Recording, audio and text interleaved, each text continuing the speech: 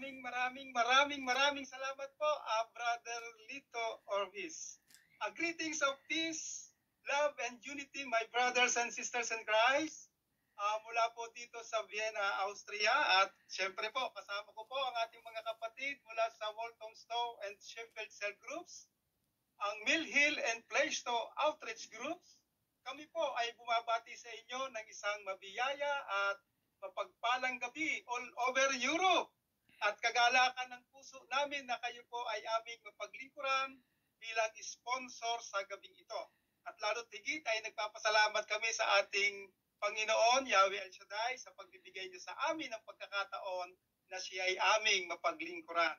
Kaya naman po, bago ko po ilatag ang programa at ang magiging kaganapan ay inaanyayahan po namin buksan ng inyong mga kamera para naman masabi natin nagkita-kita-kits tayo sa Zoom platform. At tulad po na laging pinapaalala sa atin, lagi po natin buksan ang ating programa na may problema. Nagkikita-kita talaga tayo. Hallelujah. At sa panimula po ng ating programa sa gabi ito, sa ating European Service Volunteer Workers Formation Season 4, Episode 9, pangungunahan po tayo sa pagtulog ng ating kapatid na si Sister Belen Short, ang coordinator ng Sheffield Cell Group sa pambungad na panalangin. At syempre, susundan po ito ng ating covenant prayer, ang Psalm 91.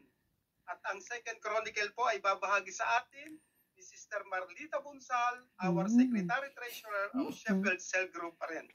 At bilang paghahanda sa ating pakikinig, syempre, hahandugan muna tayo ng ating mga kapatid mula sa Walthamstow Cell Group and Mill Hill Plaistow Outreach Group ng mga awiting maghahatid sa atin sa presensya ng Diyos, sapagat sa presensya ng Diyos ay may tagumpay at may kalayaan.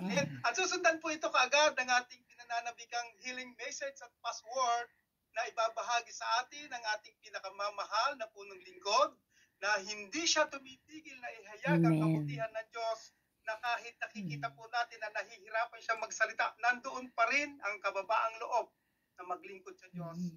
Ang ating punong lingkod, Brother Mike Zay Vilarte. At siyempre, pagkatapos po nating marinig ang mensaheng nagbibigay kalakasan sa ating pananampalataya, pag-asa at pag-ibig, muli po tayong aawit ng may kagalakan para naman po sa paghahanda sa ating pag-aaral. At muli po tayong pangungunahan ng ating mga kapatid mula sa Walthamstow Cell Group and Mill Hill Plaistow Outreach Group. At sa pagpapatuloy, kagalakan ko pong ipakilala sa inyo ang magiging formator po natin sa gabing ito, ang Filipino priest na naka-base sa Oxfordshire, United Kingdom, na walang iba si Reverend Father Claro Conde. At pagkatapos po ng panayam ng ating butihing Father Claro, siyempre susundan po ito ng mga paalaala at karagdagang mga announcement. At pagkatapos po ito ay sa kanyang closing prayer ng ating anchorman sa gabing ito, ang aking mentor, a humble servant of God, our IDP, Brother Lito Orves. Kaya naman po, malugod ko po kayong inayayahang buksan ng inyong puso at magpakumbabang dumulog sa ating Panginoon. Amen. Para sa pambungad na panalangin. Sister Belen, please. Hallelujah, hallelujah, hallelujah. Name the Father, the Son, and the Holy Spirit. Amen. Mapagpalang hapon po sa ating lahat at sa ating Diyos na buhay. Hallelujah.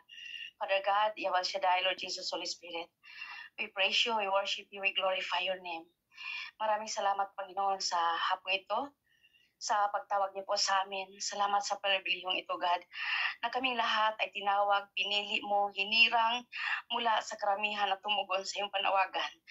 We ask you, Holy Spirit, to take over sa lahat ng aming gagawin sa hapong ito.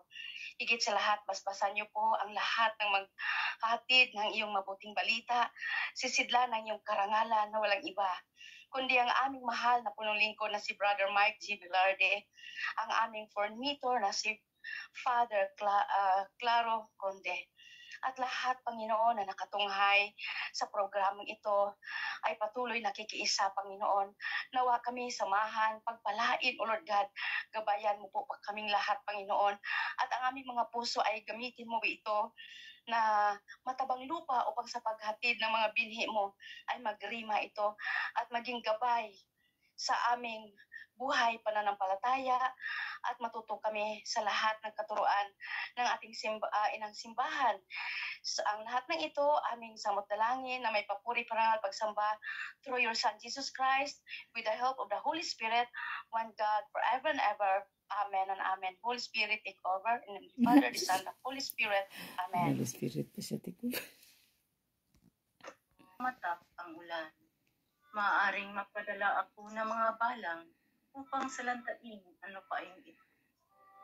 Maaaring palaganapin ko sa aking bayan ang salo.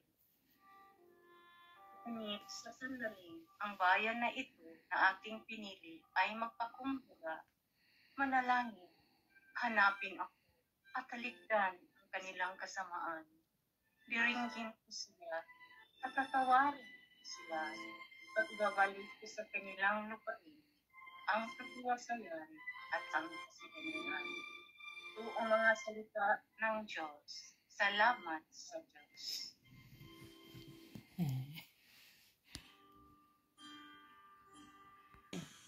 Jesus, dali aman. Dalawang ano.